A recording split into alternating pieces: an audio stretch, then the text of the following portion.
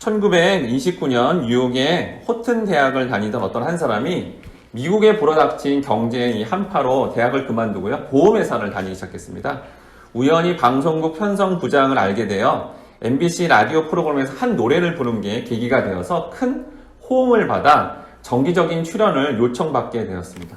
이후에 그는 전혀 생각지도 못하게 가수의 길을 가게 되었고 돈도 많이 벌게 되었습니다. 그러나 마음 한구석에는 참된 평안과 기쁨을 누리지 못하게 되었습니다. 그러던 어느 날 우연히 어릴 적 다녔던 교회가 생각나서 성경책을 읽다가 가슴 뭉클한 어떤 말씀이 생각나서 즉시 교회로 달려갔습니다. 그리고 기도했습니다. 주님, 긴 시간 동안 주님을 잊고 헤매며 살았습니다.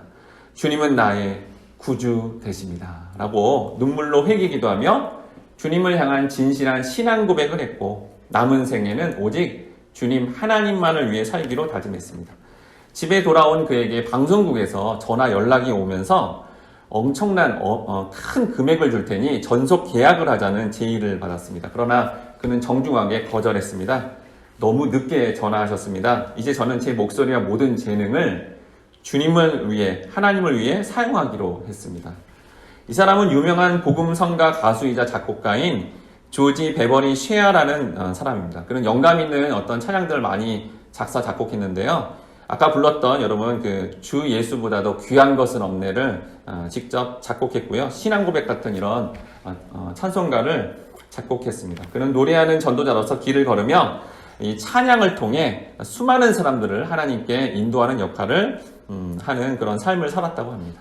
그럼 오늘 본문은 주인공인 루시 드디어 첫 발언을 하고요. 첫 고백을 하는데 이 고백이 룻기 전체에서요. 가장 중요한 신앙 고백의 장면입니다. 이어서 시어머니 나오미가 이 베들레헴 동네 사람들한테 자신의 상황을 믿음으로 신앙 고백하는 또 장면이 나옵니다.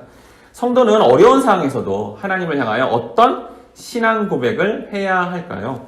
오늘 룻과 나오미의 신앙 고백의 여러분 말씀을 살피심으로 우리 주님이 여러분들의 구세주 되시며 창조주 되신다는 명확한 신앙 고백을 통하여 여러분 모두가 하나님의 정말 전적인 인도를 받으며 하나님만이 주시는 놀라운 회복을 경험하시길 주님의 이름으로 축원합니다. 첫 번째로 따라합니다. 성도는 하나님을 선택하는 삶으로 신앙 고백을 하게 됩니다.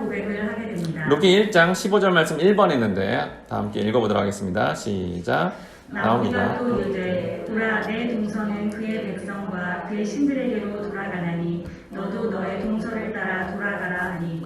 그러면 시어머니 나오미는 계속적으로 자신이 돌아가는 길이 굉장히 고생스럽고 고통의 길이라 그 길을 딸과 같은 며느리인 이 룻도 같이 가지 않고 자기의 길을 가라고 계속 설득하는 가운데 이제 마지막에 너희 신들, 너희 민족에게 가라고 합니다.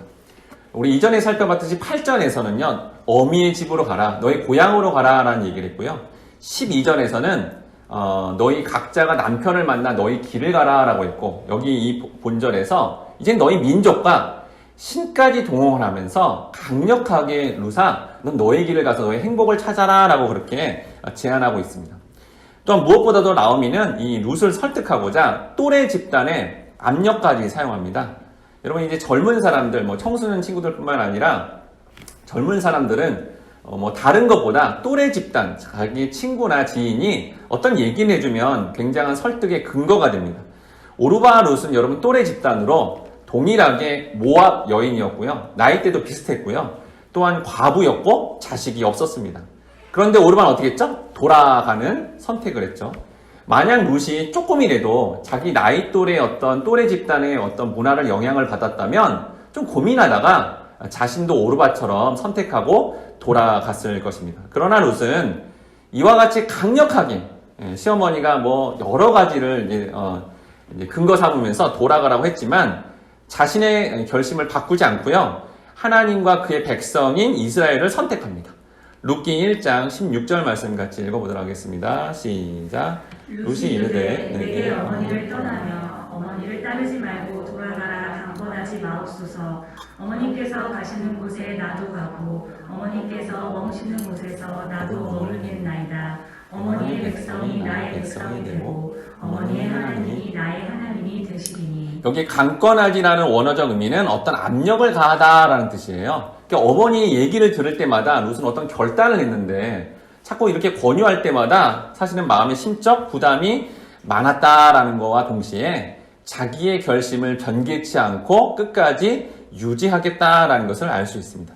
그 이유에 대해서 룻이 왜냐하면 당신이 가는 곳에 내가 갈 것이고 당신이 머무는 곳에 내가 머물겠나이다. 이 고백은 우리식으로 표현하면 이런 겁니다. 어머니와 함께 죽어도 같이 죽고 살아도 같이 살겠습니다. 라는 고백을 했다라는 거죠. 그리고 이 말씀에서 이제 여기 머물겠나이다 라는 원어적 의미를 봤더니요. 불편한 상태로 밤을 지샌다라는 뜻이에요.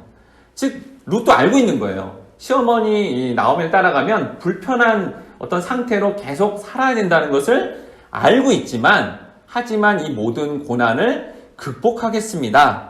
왜요? 어머니의 백성이 나의 백성이고 어머니의 하나님이 나의 하나님이다 라고 하면서 어머니가 겪는 모든 고난들 동일하게 겪겠습니다 라고 그렇게 선언했다라는 겁니다. 여러분 이 룻의 선언은 엄청난 희생을 각오한 말입니다. 왜냐하면 자기 가족, 자기 친족, 자기의 신까지 자기 나라까지 다 버리고 이제 정말 미지의 세계 같은 그런 모든 자기가 생각하는 울타리를 다 벗어나 정말 미지의 세계 같은 그런 미래를 선택했다라는 거죠. 자, 이렇게 고백하고 자신의 어떤 강력한 의지, 계속 설득을 하니까 강력한 의지를 다음같이 표현합니다. 룻기 1장 17절 말씀 이번에 있는데 같이 읽어보도록 하겠습니다. 시작. 어머니께서 죽으시는 곳에서 나도 죽어 거기 묻힐 것이라. 만일 내가 죽는 일 외에 어머니를 떠나면 여호와께서 내게 벌을 내리시고 더 내리시기를 원하나이다 하는지라. 룻은 이제 자신의 말이 진짜 진심이고요. 그 마음을 변개치 않을 거라고 소위 말하는 어떤 맹세 의식을 한 겁니다. 이런 맹세는 그냥 단순히 허풍을 지지는 내 손에 장을 지지겠다 이런 정도가 아니라 자기의 목숨을 건 엄숙한 의식을 했다라는 거예요. 그러면 구체적으로 룻이 어떤 맹세 의식을 했을까요? 여기 한글 성경에는 안 나오는데 원어를 봤더니 이같이라는 단어가 빠져 있어요. 이같이라는 게 뭐냐면 학자들이 뭔가 룻이 어떤 맹세 의식을 했다는 겁니다. 정확하진 않지만 학자들이 어떤 행동을 옮겼다는 거죠. 예를 들어서 여러분 어떤 사람이 이렇게 내가 그렇게 하겠습니다. 내가 목숨을 걸겠습니다 하고 이렇게 말로만 한 게 아니라 자기 목을 이렇게 긋듯이 이렇게 해버리면 너무 강력한 의사 표현이 되는 거죠. 이 룻이 이렇게 정말 강력한 어떤 맹세 의식을 하니까 나오미도 깜짝 놀란 거죠. 더 이상 설득이 안 되는구나. 그래서 이후에 이 맹세 의식을 본 나오미가 더 이상 설득하거나 의견을 제시하지 않게 됩니다. 또한 본문에 여러분 룻이 여호와의 이름으로라는 얘기를 해요. 그런데 여러분 이게 굉장한 말입니다. 왜냐하면 룻기 전체에서 여호와는 여기밖에 안 나옵니다. 다른 어떤 신을 나타내는 단어들은 전부 다신gin을 말해요. 다신. 그런데 여호와는 유일신, 이스라엘의 유일신인 하나님을 하나님을 의미하기 때문에 사실 이 이방 여인이 룻이 여호와라는 이름을 댔다는 것 자체가 분명히 하나님에 대한 신앙이자 시어머니 나오미의 신앙적 믿음에 영향을 받았다라는 것을 알 수 있습니다.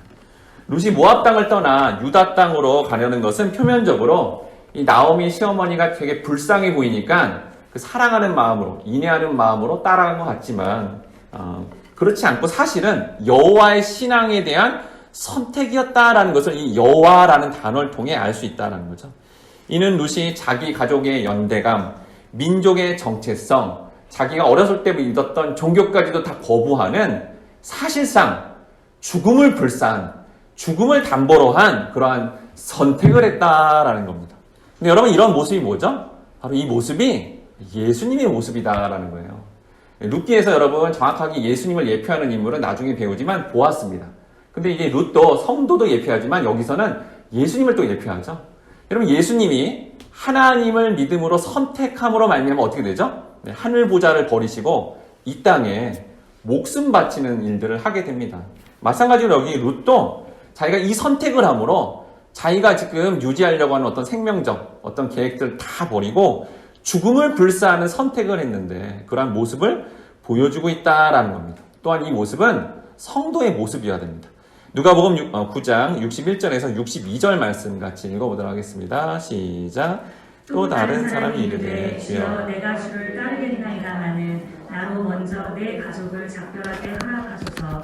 예수께서 이르시되 손에 쟁기를 잡고 뒤를 돌아보는 자는 하나님의 나라에 합당하지 아니하리라 하시니라. 여러분, 예수의 제자가 되려는 우리 모두는 사실은 우리의 삶에 일상적이며 안정적이며 평안한 삶을 선택하는 선택이 아닙니다. 이 말씀을 봤더니 뭐예요? 그리스도가 죽음으로, 십자가에 달려 죽음으로 우리에게 놀라운 어떤 삶의 길을 열어주셨듯이 우리도 예수님처럼 어떻게 보면 사람들이 보기에 좀 위험한 선택, 좀 불완전한 선택을 어떻게 해요? 하나님의 뜻이라면 오늘 본문의 루카같이 선택해야 된다라는 거예요. 오늘날의 성도도 내가 생각하는 안정적 선택보다 이게 하나님의 뜻이라면 전도와 선교? 위험해 보이죠. 그렇지만 선택해서 나가야 되고 우리의 삶 가운데 뭔가 이게 하나님 뜻이라 그러면 사람들은 좀 말리더라도 그게 좀 불완전해 보이도 우리는 어떻게 해요? 믿음으로 선택하며 나가야 된다라는 거예요. 자, 그런 선택을 하는 과정 가운데 어떻게 말합니까? 룻기 1장 18절 말씀 3번 있는데 같이 읽어보도록 하겠습니다. 시작. 나오미가 룻이 자기와 함께 가기로 굳게 결심함을 보고 그에게 말하기를 그치니라. 여기 굳게 결심하다라는 동사가 분사로 되어 있는 거 보니까 룻은 과거에 이미 하나님 또 시어머니를 따르는 선택을 했음에도 계속 지속하면서 그 선택을 변개치 않고 지속했다라는 것을 알 수 있습니다. 본문에서 룻은 어떤 권유와 설득에도 흔들리지 않는 자신의 결심을 시어머니 나오미에게 명확하게 보여주었습니다. 그럼 룻이 어떻게 이런 놀라운 결단을 할 수 있었을까요? 바로 왜 그러냐면요, 룻이 여호와 하나님만을 선택하는 신앙 고백을 했기 때문이에요. 여러분, 신앙 고백이 그래서 굉장히 중요합니다. 결혼할 때 결혼 서약하듯이 또 여러분 많은 사람 앞에서 세례를 공적으로 받는 거 굉장히 중요하다는 거예요. 여러분, 결혼을 서약했다고 신앙을 고백했다고 그렇게 고백한 대로 살 수 있나요? 못 삽니다. 하지만 중요한 건 뭐냐면 그런 이상적인 고백과 서약을 했기 때문에 변화할 수 있는 근거가 되는 거예요. 주어지는 어떤 시간과 어떤 삶의 상황 가운데 그 높은 이상을 결정했기 때문에, 서약했기 때문에, 신앙 고백했기 때문에 가만히 있지 않고 그 삶으로 나가려는 어떤 근거가 됨으로 말미암아 이게 여러분 믿음과 신앙의 근거, 본질이다라는 겁니다. 그래서 여러분 성경의 계명들 보세요. 하나도 못 칠 것 같아요, 우리는. 하지만 이 높은 이상을 중심으로 말미암아 우리의 어떤 연약한 삶의 어떤 변화의 기점이 될 수 있다. 삶의 목표가 될 수 있다라는 겁니다. 여러분, 이렇게 룻이 자신의 고향, 자신의 어떤 근거지를 떠나는 이 모습은 성경의 대표적인 인물 누구처럼 보이죠? 바로 아브라함의, 믿음의 조상 아브라함의 모습과 동일합니다. 창세기 12장 1절 4번에 있는데 같이 읽어보도록 하겠습니다. 시작. 여호와께서 아브라함에게 이르시되 너는 너의 고향과 친척과 아버지의 집을 떠나 내가 내게 보여줄 땅으로 가라. 하나님 백성에게 이 대표적인 모델에 해당되는 아브라함뿐만 아니라 오늘 본문의 룻뿐만 아니라 지금의 성도들에게도 하나님은 세 가지를 떠나라라고 해요. 반드시 떠나야 됩니다. 왜냐하면요, 아브라함이 인생을 봤더니 안 떠나는 것 반드시 집요하게 하나님이 떠나게 하신다는 거예요. 그래서 모든 성도는 이 세 가지를 떠나야 돼요. 첫 번째, 여기 고향이라고 그랬는데 원어상으로는 우리말로 하면 땅이라는 뜻이에요. 너희 땅을 떠나라. 땅이 뭐죠? 그 당시는 목축업과 농사잖아요. 땅은 경제적 기반입니다. 오늘날로 말하면 돈이고 경제적 사항인데 하나님보다 돈, 경제적인 것을, 물질적인 것을 의존하지 말라라는 거예요. 여러분, 아브라함은요, 직업이 아버지가 우상을 만든 자였어요. 갈대아 우르에서 우상 장사를 했던 사람인데 그 경제적 기반을 떠나라 하는 거죠. 모압에게 이제 룻도 모압이 경제적 기반이죠. 거기 살면 훨씬 더 경제적으로 더 윤택할 텐데 그 기반을 어떻게 해요? 떠나는 결정을 오늘날에도 성도들에게 요구하신다라는 겁니다. 두 번째는 너의 친척인데, 여러분 친척은 옛날에는 제가 최씨면 최씨끼리 같이 살았어요. 이걸 집성초원이라고 해요. 최씨들만 모여서 어떻게 하죠? 서로를 보호해주고 서로를 챙겨주는 사람 의존도가 굉장히 높았습니다. 그런데 하나님 백성 어떻게 하래요? 그 사람을 의존하는 것을 떠나라라고 하는 거예요. 여러분, 아브라함은 안정형이라서 사람을 막 의존했습니다. 그래서 어떻게 해요? 조카 롯을 의존하고 또 어떻게 해요? 아들 이삭을 의존했는데 마지막까지 하나님 어떻게 해요? 끝까지 추적해서 이삭도 제물로 바치게 함으로 말미암아 결국은 내려놓기. 그러니까 창세기 12장 1, 2, 3절에 이 말씀을 하신 게 22장까지 끝까지 집요하게 하나님이 이걸 내려놓도록, 다른 것 금방 내려놨거든요, 아브라함이. 근데 이거 못 내려놓으니까 끝까지 내려놓도록 하셨다라는 거죠. 룻의 입장에서도 모압 사람들, 자기 가족들 의존하는 게 훨씬 쉬운데 결국은 떠나서 하나님만 의존하게 했다라는 거예요. 마지막으로 너희 아버지 집은 고대 사회는 그냥 여러분 이름을 안 불렀어요. 네, 그 아버지의 아들이구나, 그 아버지의 딸이구나 이랬죠. 자, 이 말은 뭐냐면 옛날에 갔던 정체성을 말하는 거예요.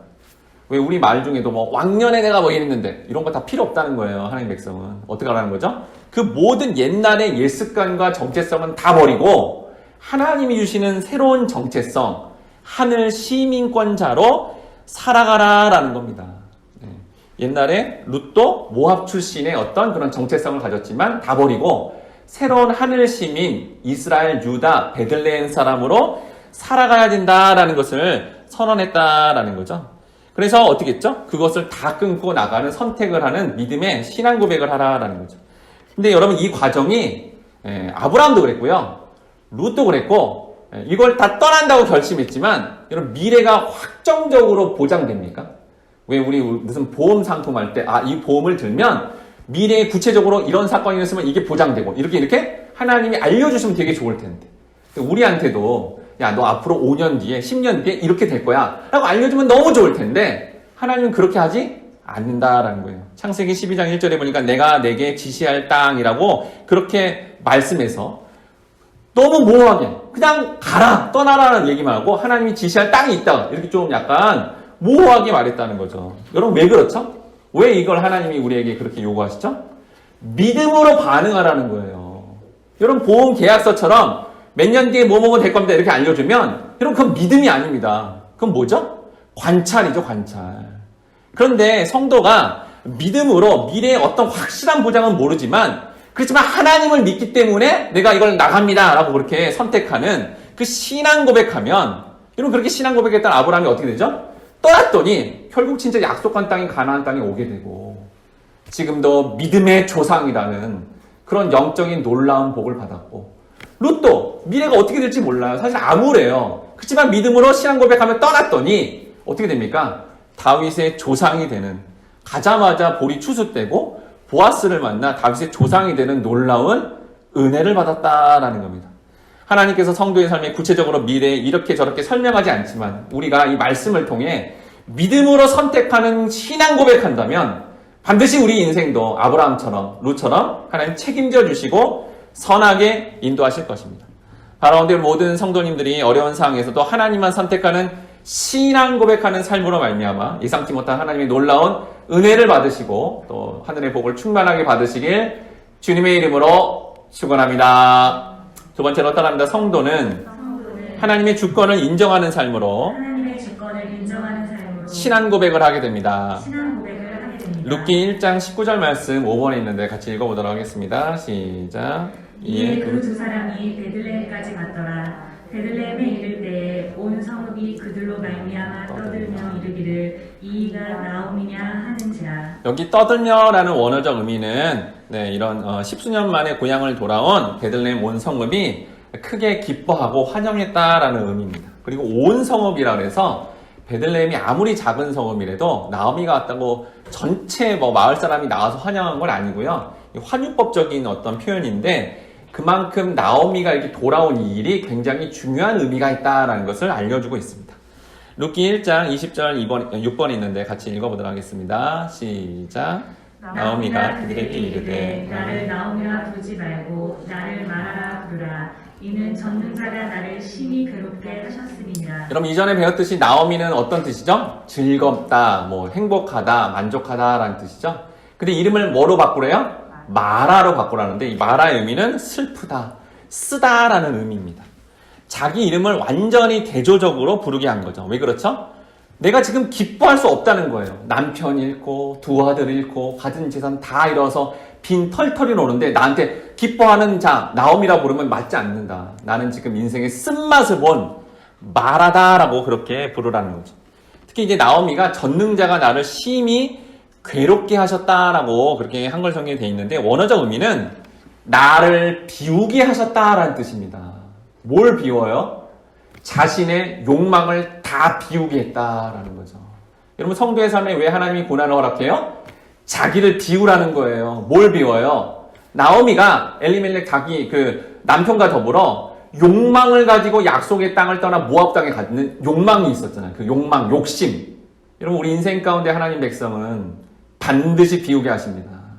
반드시 비우는 과정을 통해 결국은 우리 안에 옛자를 제거하게끔 하나님이 일하신다라는 거예요. 그리고 여기 전능자라는 것은 인간은 유한한데 전능자, 우리말로 하면 뭘까요? 이게 지금 전능하신 하나님이란 뜻이에요. 나오미의 삶에 징계하시고 옛자를 제거하시는 전능하신 하나님이다라는 얘기를 하는 겁니다. 근데 여러분, 이 말씀을 그냥 한글 성경으로 읽으면 마치 동네 사람들 앞에 이 나오미가 하나님 원망하는 것 같아요. 하나님이 나를 이렇게 괴롭게 하고 하나님이 이렇게 했어 라고 하면서 원망하는 것 같은 느낌이 들지만 이건 분명히 뭐예요? 하나님의 주권을 인정하는 모습입니다. 뭘 보면 알 수 있죠? 여기 계속 나오는 전능자예요, 전능자. 이런 어떤 사람이 어떤 사람 원망하고 싶어요. 막 이 사건이 일어난 거를 이 사람 때문이잖아! 이렇게 얘기하는 상대방에게 이 사람이 근데 그 상대방이 전능하십니다. 그 상대방이 모든 걸 할 수 있는 분입니다. 이런 고백 안 하잖아요. 맞죠? 그러니까 그 상대방을 지금 전능자라고 하는 것은 사실은 나오미가 원망하는 것 같지만 이 표현은 원망하는 것 같지만 실제로는 그 하나님의 주권 하에서 내가 이 모든 고통을 당했습니다라는 하나님의 주권을 인정하는 신앙 고백이라는 거예요. 여러분, 우리 인간관계 가운데 뭔 일이 생겨요? 우리 환경 가운데 뭔 일이 생기면 자꾸 우리는 누구 탓을 하고 싶잖아요. 근데 성도가 그 자리에서 어떻게 해요? 이 모든 관계 이거는 하나님이 허락하셨어. 다윗 가운데 사울왕이 막 괴롭히는 거 하나님이 허락하신 거야. 다윗이 그렇게 신앙 고백했잖아요. 그런 참 쉽지 않지만 주권을 철저히 인정하는 전능하신 분이 하신 거야 라는 신앙 고백을 했다라는 겁니다. 출애굽기 15장 23절 7번에 있는데 같이 읽어보도록 하겠습니다. 시작. 마라를 이뤘더니 크고 물이 써서 마시지 못하겠으므로 그 이름을 마라라 하였더라. 여러분 여기 나오는 이 마라라는 단어가 처음 나오면서 어떤 거냐면요, 이스라엘 백성들이 하나님이 광야 가운데 뭘 허락해요? 만나도 주시고 구름 기둥 불 기둥 주시면서 은혜를 많이 줬는데 어떻게 반응을 이들이? 막 원망불평해요. 만나 맛없다는 거예요. 고기 내놓으라는 거예요. 이런 식으로 정말 죄악을 저지르자 물을 마셨더니 어떻게 해요? 쓰다라는 거죠. 여러분, 이게 뭡니까? 성도가, 하나님 백성이 하나님 앞에 죄를 드러내면 인생의 쓴맛을 보게 되는 죄악의 상태는 이렇게 고통스러운 상태가 된다라는 것을 마라라고 하는 겁니다. 마라.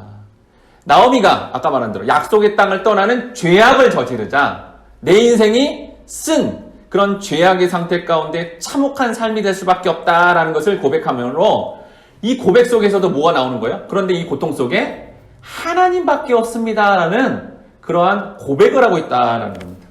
누가복음 8장 2절을 보면 이게 신약에서는 이렇게 말합니다. 같이 한번 읽어보도록 하겠습니다. 시작. 또한 악귀를 쫓아내심과 병고침을 받은 어떤 여자들 곧 7 귀신이 나간 자 막달레안이라는 마리아와 여기 막달라 마리아는 7 귀신에 들렸대요. 그러면 이게 7의 개체가 갖고 귀신이 아니라 7이 완전수잖아요. 귀신에 완전히 매여 살았다라는 거죠. 여러분, 귀신 배웠죠? 예전에? 악을 증폭하는 영이죠? 내 안에 옛자와 악을 증폭하는 영이 이렇게 만나버리면 오늘날 귀신 들림이 뭐예요? 중독 현상에 빠지게 되는 겁니다. 여러분, 아이들이든 어른이든 중독에 걸리면 못 벗어납니다. 자기 의지로 못 벗어나요. 이게 매이는 거거든요. 아무리 노력하고 해도 이거 벗어날 수가 없습니다. 그런데 이 막달라인 마리아가 누굴 만나죠? 예수님을 만남으로 말미암아 매였던 귀신 들림이 어떻게 되죠? 풀어지면서 거듭나 오직 예수님만 따라다니는 그러한 여인으로 거듭나게 됐다라는 겁니다. 근데 여러분, 신약이 여기 막달라 마리아라는 마리아가 아까 말했던 여러분 마라는 히브리 말이고요. 헬라어로 동일한 말이 뭐예요? 마리아예요. 그럼 뭐예요? 인생의 쓴맛을 본 여인이었다라는 거죠. 근데 놀랍게도 여러분, 신약의 복음서를 보면 예수님 주변의 여자들은 전부 마리아입니다. 어머니가 누구죠? 마리아죠. 여기 막달라 마리아 계속 예수님 쫓아다니죠? 야고보의 어머니 마리아 나오죠? 나사로의 누이도 마리아가 나와요. 뭐죠? 이게 뭘 얘기하는 거죠? 여러분, 예수를 만나는 게 인생에 쓰고 고통을 겪은 자들이 예수님밖에 없습니다 라고 고백하는 게 이름이 뭐예요? 마리아라는 거예요. 그래서 여러분, 성도의 이름은 다 최마리아, 마리아예요. 마리아. 다 뭐예요? 예수님밖에 없는 거예요. 예수님밖에. 다른 인간관계를 봤는데 맨날 날 이용해 먹고 나를 평가하며 나를 판단하고 고통만 주는데, 주님, 인간관계 맺어봤더니 너무 고통스럽습니다. 전 예수님밖에 없습니다. 그렇게 고백하면 뭐가 되는 거예요? 마리아가 되는 거예요. 마리아. 지금 나오미가 말한 마라라는 의미죠. 그러니까 나오미가 무슨 얘기하는 거예요? 사람들한테 뭐라 하냐면, 나는 하나님밖에 찾을 수밖에 없는 그런 여인이 되었습니다 라는 그런 믿음의 고백을 했다라는 겁니다. 룻기 1장 21절 말씀, 8번에 있는데 같이 읽어보도록 하겠습니다. 시작. 내가 풍족하게 나갔더니 여호와께서 내게 비어 돌아오게 하셨느니라. 여호와께서 나를 징벌하셨고 전능자가 나를 괴롭게 하셨거늘 너희가 어찌 나를 나오미라 부르느냐 하니라. 여기 나를 괴롭게 하셨거늘이라는 원어적인 의미는 그가 나를 상하게 하셨다라는 뜻입니다. 그런데 이 표현이 어디서 제일 많이 나오냐면 여러분, 시편의 애가 형식에서 많이 나옵니다. 시편에 보면 이스라엘 백성들이 바벨론 포로기 때 지었던 시들이 나오는데 전부 슬프면서 마치 아까 나오미처럼 하나님을 원망하는 것 같은 그 어투로 얘기하지만, 여러분, 그 애가, 에레미야 애가의 핵심이 뭐냐면 너무너무 하나님이 허락한 주권적인 고난이 고달픕니다. 선민 이스라엘 백성이 왜 이방 민족에게 포로가 되어 이런 고통을 당해야 됩니까? 막 슬픈데 결론이 뭐냐면 여러분, 꼭 원망하는 것처럼 하나님 앞에 있지만 마지막 결론이 뭐냐면 슬픈데 하나님밖에 없습니다 라고 오는 거예요. 슬픈데 하나님 외에 다른 곳을 갈 수가 없습니다. 하나님, 그러니 하나님 제발 좀 살려주세요 라고 외치는 모습, 그가 나를 상하게 하셨습니다 라는 그 고백이다라는 거예요. 너무너무 슬픈데 하나님밖에 없어서 하나님을 떠날 수 없습니다라는 그 고백을 하는 겁니다. 하나님의 주권하에서 이 고난을 허락하신 건 내가 이해하는데, 알겠는데 너무너무 고통스러워서 눈물 나고 마음이 상해 오는데, 그런데 이것도 하나님이 치유해 주실 분이 하나님밖에 없으니까 하나님 앞에 나아갑니다라는 그런 믿음의 고백이다라는 거예요. 이걸 이제 호세아 선지자가 이렇게 고백합니다. 호세아 6장 1절 말씀 다 함께 읽겠습니다. 시작. 오라, 우리가 여호와께 돌아가자. 여호와께서 우리를 찢으셨으나 도로 낫게 하실 것이요, 우리를 치셨으나 싸매어 주실 것이니라. 하나님이 우리를 이렇게 여기 보니까 찢으신대요. 우리를 치신대요. 왜 그럴까요? 왜 하나님이 우리를 치시고 찢어버려요? 왜 그래요? 여러분, 어린 자녀를 키울 때 마찬가지예요. 자녀가 솜사탕만 먹어요? 계속 먹어요? 어떻게 되죠? 치과 가서 고통스럽게 받아야 되니까 어떻게 하죠? 솜사탕 뺏어버리고요. 칫솔질하는 사실은 고통을 준다는 거죠. 결국 뭐예요? 우리의 옛 습관, 잘못됨을 바꾸라는 거죠. 뭐 바꿔요? 사람 의존하는 거예요. 뭐 바꿔요? 돈과 물질 의존하는 거. 자꾸 그런 거 누구 탓하는 것들 다 자기 계획을 내리고 이제는 하나님만 의지하도록 치시고 찢음으로 말미암아 결국 자신이 이룬 모든 게 하나님의 은혜입니다라는 고백을 하도록 우리의 삶을 인도하신다라는 겁니다. 룻기 1장 22절 말씀, 이렇게 고백을 했더니 놀라운 어떤 희망의, 소망의 어떤 징조가 보입니다. 9절 말씀, 22절 말씀 9번 있는데 같이 읽겠습니다. 시작. 나오미가 모압 지방에서 그의 며느리 모압 여인 룻과 함께 돌아갔는데 그들이 보리 추수 시작할 때에 베들레헴에 이르렀더라. 룻기 저자가 이런 신앙 고백을 한 룻과 나오미의 삶에 놀라운 소망을 줄 거라는 것을 희망적 단어로 뭐가 나와요? 보리 추수 시작할 때에. 여러분, 그냥 읽으면 그냥 그런 것 같습니다. 근데 왜 하필 딱 갔더니 추수할 때예요? 여러분, 이게 왜 감격스럽냐면 그 전에 10년 이상 흉년이었거든요. 기근 들었어요. 너무너무 고통스러웠는데 희한하게 그 신앙 고백하고 돌아간 나오미와 룻의 삶에 추수 시작할 때라는 놀라운 소망의 조짐을 보여줍니다. 그랬더니 돌아갔더니 어떻게 돼요? 먹고 살기 어려웠거든요. 굶어 죽을 수도 있었어요. 돌아갔더니 추수여서 쉽게 먹을 것을 구하는 은혜를 받고, 또 어떻게 됩니까? 보아스를 만남으로 말미암아 룻뿐만 아니라 나오미까지 기업 무릎 자가 생겨서 자신의 어떤 죽을 때까지의 모든 고통과 고난을 느끼지 않을 정도로 보장받는 그러한 은혜를 받았다라는 겁니다. 즉 여러분 성도인 우리의 삶에 이런 오늘 본문의 나오미와 룻처럼 어려운 상황 속에서도 주 하나님을 향해서 주님이 내 인생의 전부 되십니다. 구세주 되십니다. 라는 믿음의 신앙 고백하면 놀랍게도 하늘의 복을 현재 시점에서도 받고요.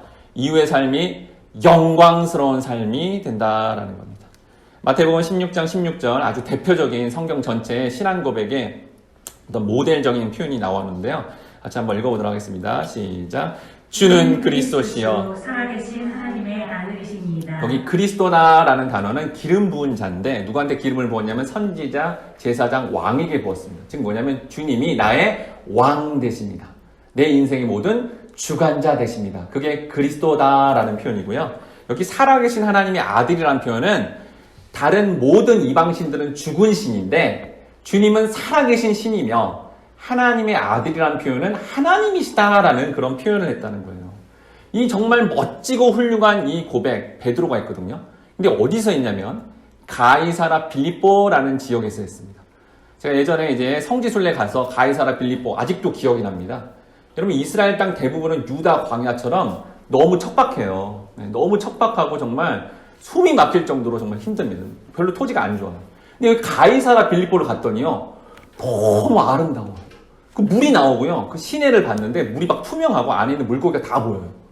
굉장히 특이한 땅입니다. 그래서 여러분 이스라엘의 갈멜산도 그렇고 이 가이사라 빌립보가 아주 특이하니까 거기에는 그 우리 안내해준 선교사님의 설명하면 100% 거대한 우상이 있습니다. 유다라는 가나안 땅에 이렇게 물이 나오면 사람들이 너무 신기하다. 그런데 거기다 크다 제가 봤어요. 크다는 염소 신상이 여기 있었다는 어떤 써있더라고요. 그 기록상. 그런 곳이에요. 그게 화려한 우상 숭배, 화려한 로마 황제의 우상이 있는 그 시대에 남루하고요. 초라하고요. 머리 둘 곳도 없는 그런 스승에 되는 그런 예수님이 제자들한테 그 장소에서 물은 거예요. 너희들은 나를 누구라 하느냐. 이사야서 봤더니 예수님 또 못생기까지 했어요. 못생기고 남루하고 정말 거지처럼 보이는 그런 예수님, 너희는 나를 누구라 여기냐 그랬더니 뭐 선지자 같다 뭐 하다가 베드로가 이 고백을 한 거예요. 주는 우리의 하나님이십니다. 나의 주인님 되십니다. 나를 통치하시는 분입니다. 그러니까 지금 본문에 나오미, 룻과 같이 처절한 상황, 이분 따라갔다가 정말 잘못될 수도 있겠다. 정말 거지같이 살 수 있겠다. 이런 상황에서도 근데 주님은 나의 왕 되시고 나의 하나님 되시고 나의 모든 것 되십니다. 라고 그렇게 고백했다는 거죠. 그러니까 예수님이 너무 기뻐한 거예요. 야, 네가 이런 고백을 해? 하면서 너무 기뻐하면서 다음같이 말씀합니다. 마지막인데 마태복음 16장 17절 말씀 같이 읽겠습니다. 시작. 하여나 시몬아 내가 복이 있도다. 이를 내게 알게 하리는 혈육이 아니요 하늘에 계신 내 아버지시니라. 여기 복이라는 원어적 의미는 하나님 나라의 참여를 통해 오는 커다란 기쁨을 말합니다. 즉 베드로의 이러한 신앙 고백에 대한 이 복은 내세의 영광스러운 천국을 확신하며 현재에서도 환경과 조건을 뛰어넘는 놀라운 기쁨을 누리는 복을 받게 될 거다라는 거예요. 뭐하면요? 신앙 고백하면. 그런데 예수님이 아주 중요한 얘기를 해요. 베드로야, 네가 그런 고백을 했는데 지금 네가 생각해서 너의 의식 속에 나온 게 아니야. 지금 네가 고백한 것은 하나님이, 성령님이 인도해줘서 네가 그런 고백을 하게 되었다라는 얘기를 하십니다. 즉 여러분, 나오미가 얘기한 거, 룻이 얘기하는 거, 지금 베드로가 얘기하는 거는 자의적으로 우리의 생각으로 하는 게 아닙니다. 여러분 어떤 인간이 이렇게 나쁜 조건인데 막 하나님을 믿는다는데 이렇게 나쁜 조건들이 있는데 그래도 하나님은 나의 영광을 받으세요. 하나님은 나의 구세주 되시고요. 하나님은 역사의 주인입니다. 이렇게 고백하는 인간은 없습니다. 원망하겠죠. 하나님 내가 왜 이런 인생 살아야 돼? 내가 왜 이런 걸 겪어야 돼요 하나님? 이런 원망을 하는 게 우리 인간의 모든 본질이에요. 근데 우리가 그 믿음으로 말미암아 우리 안에 성령을 주시고요. 성령을 줬기 때문에 나도 모르게 이 고백을 하면서 어떻게 이런 내가 고백을 할 수 있지? 라는 생각이 들 정도의 고백이 나오면 그 고백 때문에 성령님이 입각한 고백 때문에 놀랍게도 우리의 삶을 인도해 주신다라는 거예요. 오늘 본문에 나온 것처럼 전능자 이런 고백들이 나오고 이렇게 힘든데도 어머님의 하나님이 나의 하나님이라는 고백이 나오게 되면 여러분 주님은요 그 고백을 함으로 말미암아 그 인생을 반드시 책임져 주시고 반드시 완전한 회복을 허락하신다라는 겁니다. 여러분 본문에 나오미가 자기 이름 뭐라고 하는 거예요? 마라. 뭐예요? 인생의 쓴맛을 봐서 나는 정말 하나님밖에 없습니다. 라는 그 고백을 했잖아요. 예상이 됐잖아요, 자기가. 이 길을 이렇게 빈털터리로 남편 없이 두 아들 없이 이렇게 사는 거 나는 정말 쓴맛을 본 자예요. 하나님이 나를 치셨고요. 그래서 난 하나님밖에 없습니다. 라고 그 고백을 했더니 여러분 룻기 마지막까지 한 번도 쓴맛을 안 봅니다. 나오미는 한 번도 그러한 어떤 인생의 쓴맛을 절대로 보지 않아요. 신앙 고백 제대로 하고 하나님이 이 비참한 상황에서 그래도 하나님이다라고 인정하면요. 쓴맛을 보게 하지 않는 하나님이에요. 근데 진짜 진정성으로 해야 되는 겁니다. 그럼 룻이요. 정말 초라해 보이고 이렇게 늙은 할머니 같은 이 시어머니 따라갔다는 정말 굶어 죽을 수도 있고 결혼도 못하고 힘들 것 같은데 어머님 하나님 나의 하나님 이 고백을 하자 마리아 같은 고백을 하자 자기는 이런 인생이다 고백을 하자 한 번도 그런 인생을 겪지 않도록 하나님이 끝까지 인도해 주셨다라는 거예요. 마지막엔 어떻게 되죠? 다윗의 조상이 되는 영광스러운 삶이 되었다라는 겁니다. 오늘날의 성도도 코로나 상황, 인간관계 한계, 개인적 한계 때문에 하나님 내가 마라 같습니다. 내가 마리아 같습니다. 하지만 이 상황에서도 하나님은 나의 구세주 되시고 그래도 하나님은 전능하시며 내 삶을 통치하시고 역사의 주인공입니다. 라고 여러분 선언한다면 반드시 이 주인공들처럼 룻과 나오미처럼 또 베드로처럼 우리를 영적으로 완전히 회복시키시고 영광스러운 삶으로 인도하실 것입니다.